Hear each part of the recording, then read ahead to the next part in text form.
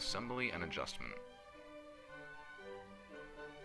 Understanding the parts of your up and go. Make sure you have all the necessary parts before beginning. You will need the following: the bottom section, also called the base, to which the wheels are attached, the two U-shaped side pieces, to which the pistons are attached. Please note that you should not remove the rubber bands yet. The two crossbars, one of which is not fastened to any other part and is longer than the other in the pediatric unit only, and the second, which is attached to the arms and has a rubber band stretched along its length. Do not remove this rubber band yet. Also included are 8 1/4-inch bottom head screws, 4 of which have washers and 4 of which do not, and a 5/32 Allen wrench. Assembling the sides. It is important that you do not tighten the screws yet.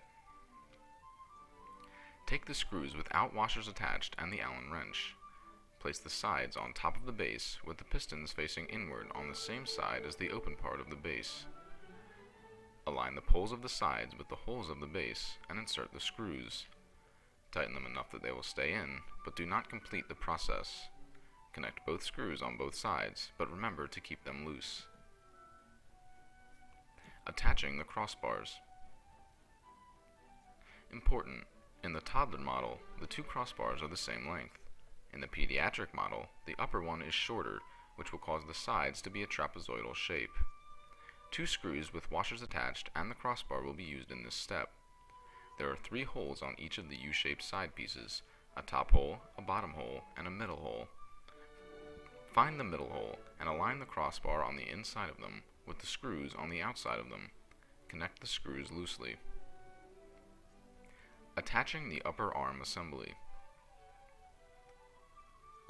Take the upper arms on the second crossbar and place them over the first crossbar so that the auxiliary handles on the hooks for the suspension unit are facing downwards. Align the ends of the crossbar with the top set of holes in the sides and put in the last 2 screws with washers attached. Now tighten all 8 screws. There should be 4 screws connecting to the crossbars and 4 screws connecting to the base. Attaching the pistons. First, remove the rubber band connecting the piston to the side piece. Next, rotate the lifting arm to come into contact with the piston and snap the top of the piston into the ball joint at the base of the arm. Repeat this process on the other side. Now remove the rubber band connecting the 2 lifting arms. Your up and go is now assembled.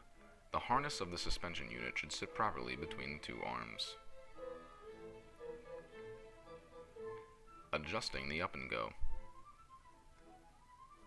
No height or support adjustments should be made while a user is connected. If a user is already connected, disconnect them before adjusting the up and go.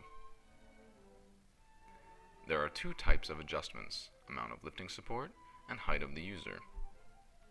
There are 2 ways to adjust the lifting support: selecting different hole positions or selecting a different piston.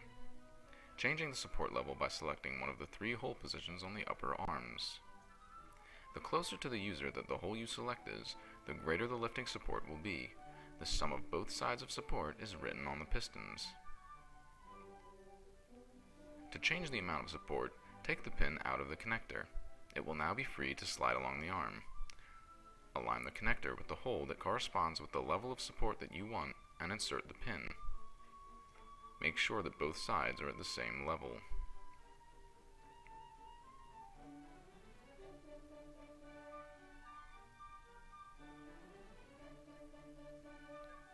Changing pistons. To change the pistons, insert a standard flathead screwdriver into the metal clip at the top of the piston and push outwards on the piston with your other hand until it comes out of the ball and socket joint. Then, do the same at the bottom part of the piston. Take your new piston and snap the thicker end into the socket at the bottom and the thinner end into the socket at the top.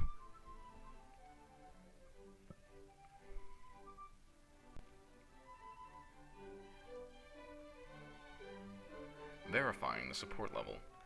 If the user is collapsing, you need to increase the support level.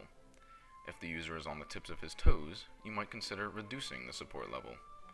As the user improves, you can consider reducing the support level. Adjusting for the height of the user.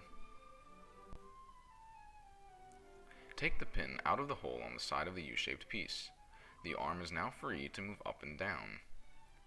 Align the lower piston connector with the hole that corresponds with the height that you want and insert the pin. The arm handle should be set at the upper part of the user's ribcage. Both sides should be at the same height. Your pediatric up and go is compatible with a user of any height from 3'6" to 4'6", and the toddler unit is compatible for heights from 2 feet to 3'6". Verifying the height. You should be able to lift the user slightly higher when pulling on the upper arms. If you cannot, shorten the straps on the suspension unit from the front and back. Rear wheel swivel lock. With the wheel lined up parallel to the base, insert the pin through the holes in both the base and wheel. The wheel will now remain locked in a forward position.